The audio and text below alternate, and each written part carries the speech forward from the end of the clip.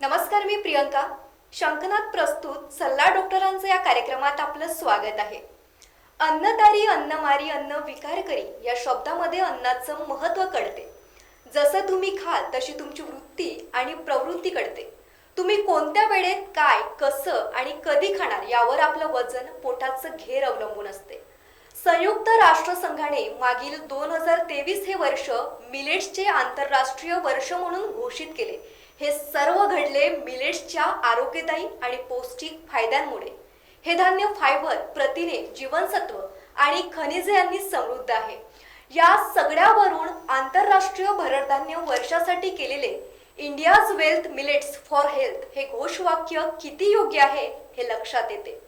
त्यामुळे आपल्या आहारशैलीत आपल्या देशात पिकणाऱ्या भरडधान्यांचा वापर करणे ही उत्तम आरोग्य राखण्यासाठीची गुरुकिल्ली आहे असे म्हटले तर वावगे ठरणार नाही. मिलेट्सचे महत्त्व यावर आजची आपली चर्चा असणार आहे. आता आपल्या सोबत आहेत रेणुका ज्वेलर्स येथील ऑनर मुरलीधर डोंबडे सर. त्यांच्याबद्दल परिचय सांगायचं झालं तर ते प्रमाणित पोषण therapist, Lincoln university college, Malaysia. त्याचबरोबर प्रमाणित मधुमेह शिक्षक, इंडो व्हिएतनाम वैद्यकीय मंडळ, मधुमेह मेरिटस वर ॲडव्हान्स प्रमाणपत्र, संशोधन संस्था आणि पूरक आरोग्य विज्ञान व्हिएतनामद्वारे परवाना मिळालेले व अन्य प्रमाणपत्र प्राप्त रेणुका ज्वेलर्स येथील ऑनर मुरलीधर सर आज आपल्या सोबत आहेत. चला तर मग आजच्या चर्चेला आपण सुरुवात करूयात. नमस्कार सर. शंकनाथ प्रस्तुत सल्ला डॉक्टरांच्या कार्यक्रमात आपलं खूप खूप स्वागत. थँक्यू. सर, मला सांगा की मिलेट्स म्हणजे काय आणि त्याचा जीवन पद्धतीत आपल्या काय महत्व आहे?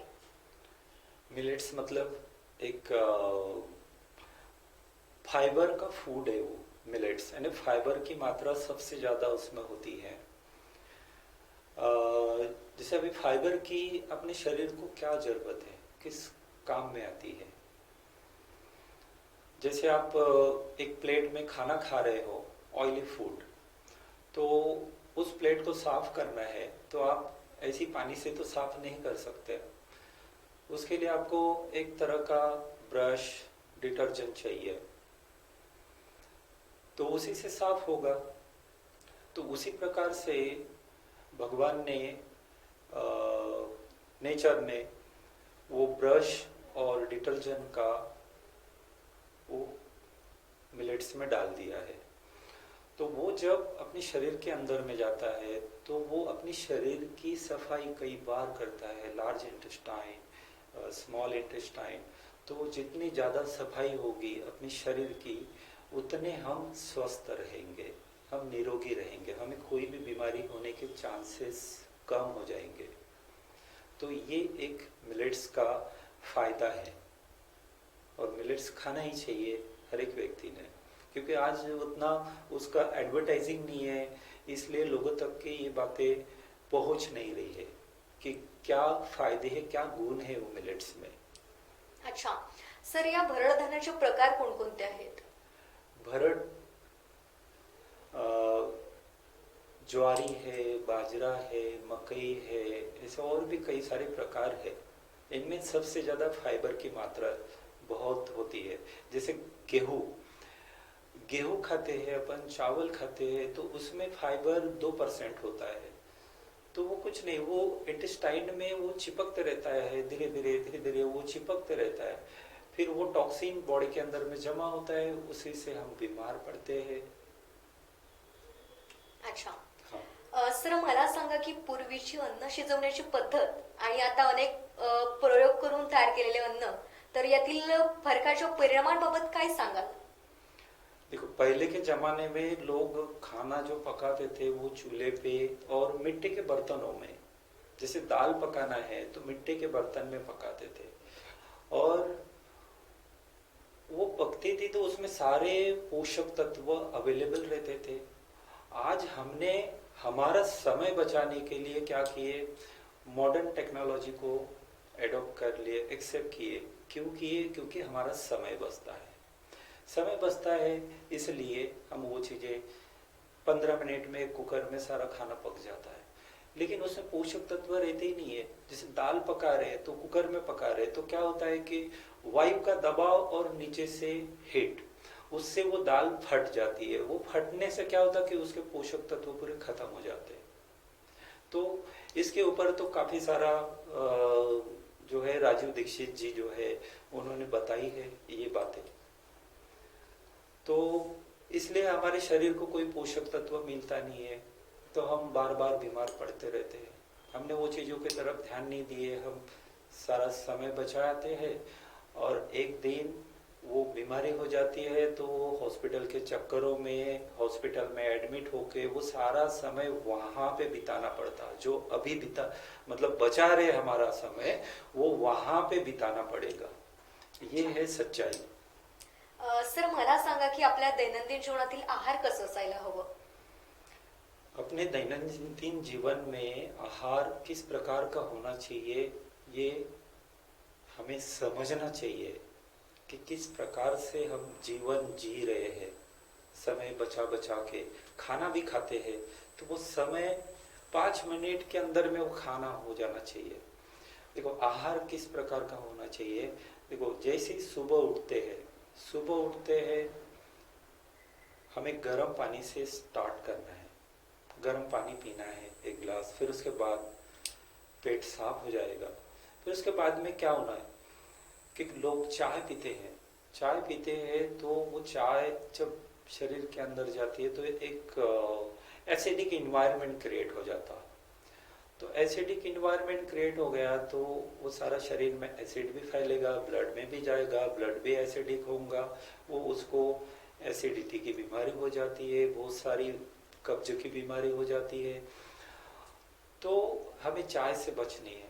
सबसे पहली चाय जो है उससे बचनी है, वो नहीं पीना है, क्योंकि वो एसिडिक इन्वायरमेंट क्रिएट कर रहा ना। क्योंकि स्टमक एम्प्टी है हमारा और उस एम्प्टी स्टमक में अल्कलाइन फूड डालना है। सबसे पहले अल्कलाइन फूड डालते हैं तो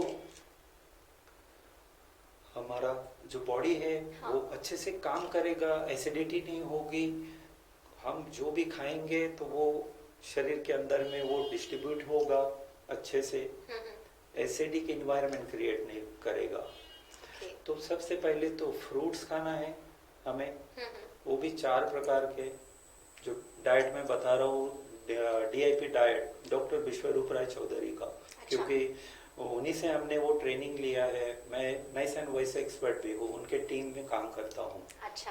हाँ, तो उन्हीं से ये सारा नेचुरोपैथी का ज्ञान लिया है और आज मेरा तो जीवन स्वस्थ हुआ। मैं भी काफ़ी सारी चीज़ें मेडिसिन खाता था, लेकिन आज मुझे कोई मेडिसिन की ज़रूरत नहीं होती है।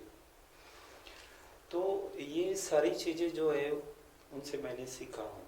अच्छा। तो उनका कहना ये है कि कम से कम 4 फ्रूट्स खाने हैं, 4 टाइप के फ्रूट्स अच्छा। खाने हैं, जो भी आपके मनपसंद के। एम्प्टी स्टमक खानी है। फिर उसके 2 घंटे के बाद में आपको भूख लगेगी तो खाना खाएंगे।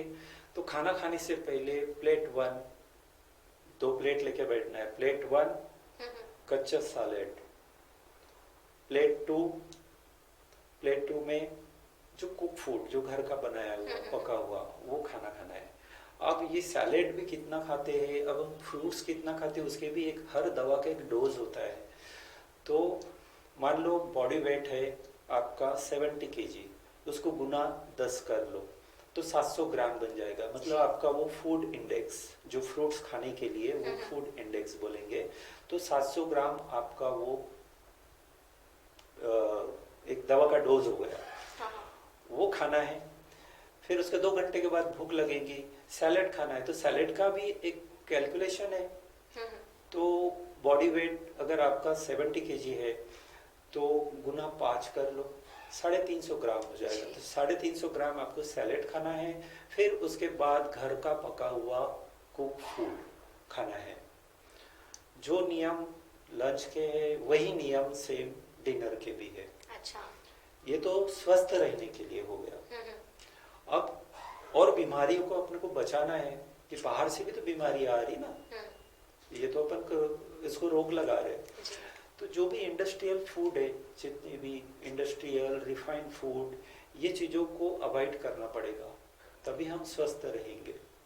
क्योंकि इंडस्ट्रियल फूड में क्या होता है, ये सब पैक्ड वाली जो कंपनी से पैक होके जो आती है चीज, उसमें एक अनवांटेड केमिकल क्रिएट हो जाता है, उसको बोला जाता है डायोक्सिन।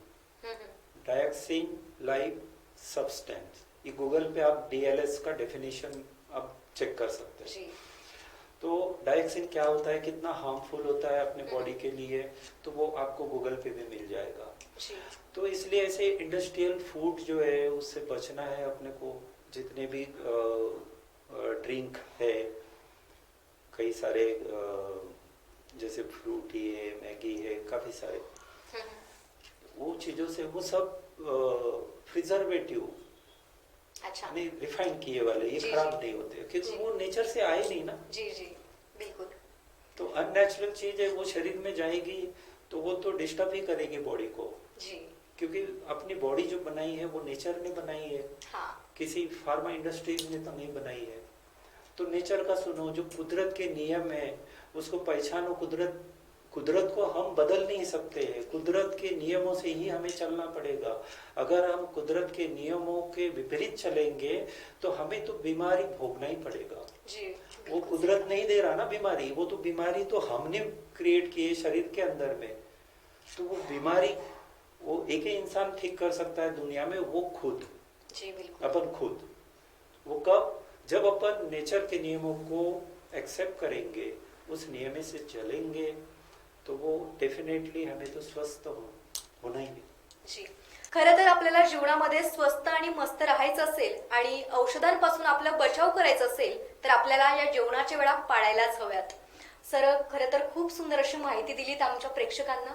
सर, माझा पुढचा प्रश्न की मिलेट्स कोणकोणत्या रोगापासून आपलं संरक्षण करते? मिलेट्स बहुत सारे रोगों से आपको बचाता है। Diabetes, blood pressure, heart disease, cancer, इन चीजों से बचाता है। अच्छा सर, मला सांगा की पूर्वीची ज्वारीची भाकरी आणि आताचं पिझ्झा बर्गर याकडे आपण कसे बघता, काय सांगाल?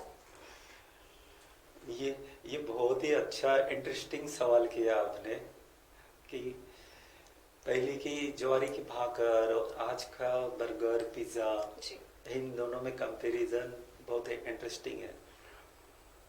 देखो, हम जो बर्गर पिज्जा खाते हैं वो तो कई दिन पुराना होता है, लेकिन हमारे सामने में इतना फ्रेशली प्रेजेंट किया जाता है उसको कि हमें वो कुछ दिखाई नहीं देता है। उसकी बहुत अच्छी स्मेल आती है तो हमें कुछ भी दिखाई नहीं देता है। तो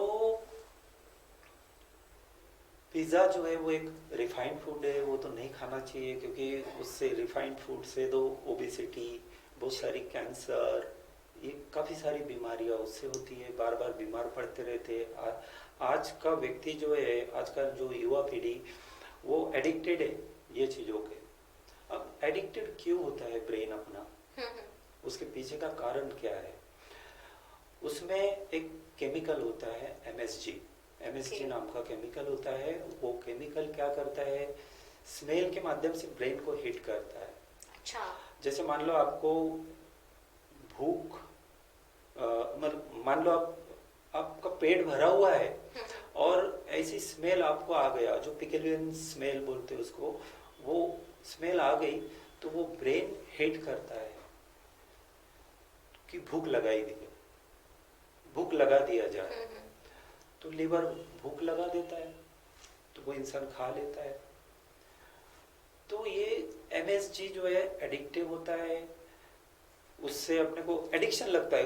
कोई भी एक इंसान बिजनेस करना चाहता है और उसका जो फूड है रोज का खराब हो रहा है तो वो तो नहीं चाहेगा ना जी।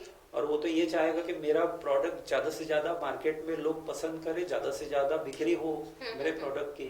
तो वो क्या करेगा, उसी केमिकल का इस्तेमाल करेगा, उसी से लोग एडिक्टेड होंगे और खाते रहेंगे। दूसरी एक चीज, रिफाइंड के बारे में मैं एग्जाम्पल के माध्यम से समझाता हूँ कि आप बाहर ग्राउंड में आपके घर में 2 गड्ढे करो, 2 गड्ढे करो, एक में रिफाइंड वाले फूड डालो, burger, pizza, Maggi, noodles, biscuit, ये तो सब रिफाइंड वाले हैं। जी। और दूसरे गड्ढे में आप भगवान के जो नेचर के बनाए हुए फ्रूट्स है, वेजिटेबल है, एप्पल, केला, संतरा, टमाटर, कुकुम्बर, ये डाल दो, उसको बुझा दो। उसको 6 महीने के बाद में वो गड्ढे को खोदो, वहां से एप्पल, केला जो अपन ने डाले थे वो पूरा गायब हो जाएगा। दूसरे गड्ढे में पिज्जा, बर्गर, वो बिस्किट, वो जैसे के वैसे मिलेंगे। मतलब वो वाला क्यों नहीं खाया? वो जो नेचर का जो बनाया हुआ वो तो खा लिया, वो तो गायब हो गया वहां से। जी। तो जो भगवान के बनाए हुए कीड़े मकोड़े वो तक पिज्जा वो बर्गर फूड नहीं को खाते। नहीं खाते हैं। वो फूड अगर इंसान खाएगा तो वो कहाँ से हेल्दी रहेगा? जी बिल्कुल सही कहा। जिस प्राणी ने उस फूड को ठुकरा दिया उसको फूड नहीं बोलते। ये है रिफाइंड का बर्गर, पिज्जा। और भाकर जो है वो तो बेटर है, जी। फाइबर है, वो खाना ही चाहिए। भाकर वाली जो मिलेट्स वाले जो है ये चीजें खानी ही चाहिए हमें। अच्छा सर, खरं तर खूप सुंदर उदाहरण आमच्या प्रेक्षकांना आपण दिलं। सर मला सांगा की आपल्या देशात पिकणाऱ्या भरड धान्यांचा वापर करणे ही उत्तम आरोग्य राखण्यासाठीची एक गुरुकिल्ली आहे, आपल्याला काय वाटतं? बिल्कुल बिल्कुल एकदम बराबर है, ये तो मैं ये चीजों से एग्री हूँ। अच्छा सर, आमच्या प्रेक्षकांना तुम्ही काय संदेश द्याल या मुलाखतीच्या माध्यमातून? प्रेक्षकों से मेरा यही निवेदन रहेगा कि जीवन में स्वस्थ रहने के लिए कुछ कुदरत के नियमों का पालन करना पड़ेगा, हम तभी स्वस्थ रह पाएंगे। आज देखिए हर घर में कोई ना कोई बीमारी से पीड़ित है। इतनी तादाद में बीमारियां कैसे बढ़ते जा रही है? हम बोलते हैं कि साइंस ने काफी तरक्की कर लिया, हर बीमारी का इलाज निकाल लिया, लेकिन साइंस ने तरक्की तो कर लिया, ये तो बात ठीक है। उसके साथ साथ इतने सारे डॉक्टर्स है, इतने सारे हॉस्पिटल्स है, और ऊपर से हम बोलते हैं कि साइंस ने तरक्की भी कर लिया, तो फिर बीमारी कम होनी चाहिए कि बढ़नी चाहिए? लेकिन ये तो सबसे ज्यादा बीमारी बढ़ते जा रही है, और दिन ब दिन डॉक्टर्स बढ़ते जा रहे हैं, हॉस्पिटल बढ़ते ही जा रहे हैं। इसका तो हमें कुछ भी दिखाई नहीं दे रहा है। तो हमें कुछ कुदरत के नियमों को समझना पड़ेगा, तो ही हम स्वस्थ रह सकते हैं। हमारा दिनचर्या कैसा हो, हमें समय, जो खाने का समय है वो निश्चित करना पड़ेगा, सोने का समय जो है वो निश्चित करना पड़ेगा।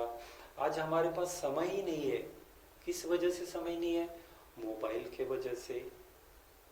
सुबह उठते हैं तो हाथ में मोबाइल, शाम में सोने जाते हैं तो मोबाइल, वो देखते रहते हैं, हमारी नींद भी उड़ जाती है। इसलिए हमारे पास कुछ चीजें समझने के लिए, सीखने के लिए समय नहीं है।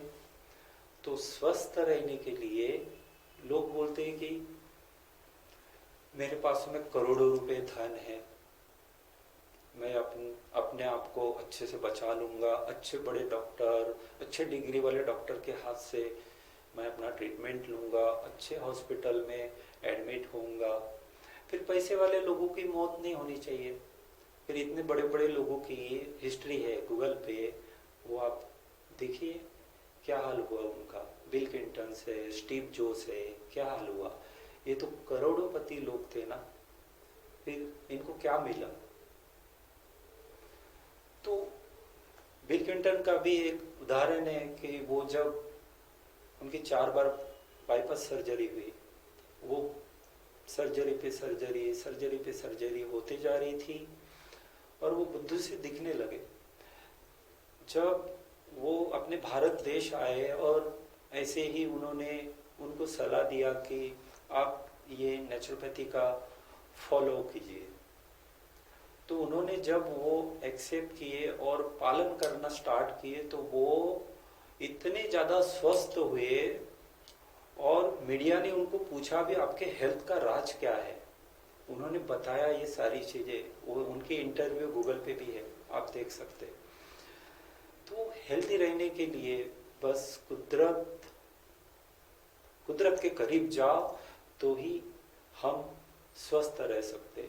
और स्वस्थ रहने के लिए और एक दूसरा मंत्र दे रहा हूँ, जितना हम दवा से दूर रहेंगे उतना हम स्वस्थ रहेंगे। दवा के साथ हेल्थ का रास्ता आ ही नहीं सकता। अगर आना होता हेल्थ का रास्ता, तो जो 5 साल से, 10 साल से, 15 साल, 20 साल से जो दवाई खाते हुए आ रहे, वो आज हेल्दी होना चाहिए था ना, लेकिन वो तो आज हेल्दी नहीं है, सबसे ज्यादा बीमार है। इसी के ऊपर मैंने एक गीत लिखा है नेचुरोपैथी के ऊपर, वो मैं आपको 2 लाइन सुनाना चाहता हूँ। बड़ी कृपा करी उस मालिक ने, हमको दुनिया में जो लाया है, फिर 184 में हमने इंसान का झोला पाया है। कैसे उतरेगा ऋण उसका, एहसान ये उसने कर डाला। जीवन की सारी चीजों को इंसान से पहले बना डाला। खाने को सब्जी फल मेवे, खाने को सब्जी फल मेवे, दवाइयों के संग जल की धारा। बुद्धि और विवेक दिए उसने, ताकि ये रहे सबका प्यारा। विज्ञान से इसने दोस्ती कर, विज्ञान से इसने दोस्ती कर, घर घर बीमार बनाए दिया। यही है। Thank you so much. Sir, खरं तर खूप सुंदर असा संदेश आमच्या प्रेक्षकांना आपण दिलं आणि शंखनाथमध्ये आपण आलात त्याबद्दल आपलं खूप खूप आभार. Thank you. धन्यवाद. आता वेळ झाली आहे इथेच थांबण्याची. पुन्हा भेटूयात पुढील सत्रात.